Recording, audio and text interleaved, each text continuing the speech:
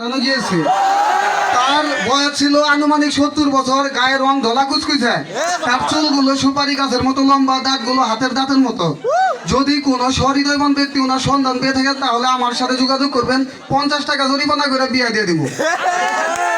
গতকাল পাবনা পাগলাগাড়া থেকে ছাড়া পাইছি, দিনগুলো অনেক স্বাভাবিক লাগতেছে, কি সুন্দর চাঁদ উঠছে, রাত্রেবেলা যে পরিমাণ গরম, মাথার নিচে কম্বল দিয়ে একদম জাজিমের ভিতরে ঢুকে থাকি, তাও শীত যায় না, এত ভালো লাগতেছে। বইয়ের জ্বালায় তো পাগলাগাড়া দিয়ে গেছি গে। হায় রে কলিকালে বাবাই দিছে বিয়ে, বউ আমায় বাসে না ভালো, আমি কালো বলে।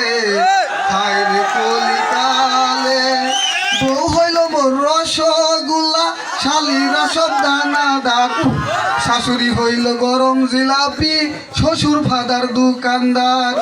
আয়না কিনতে দিছি বায়না, আয়না কেনা হলো না, সুন্দরী বউ ঘরে থাকতে সংসার করা হইল না।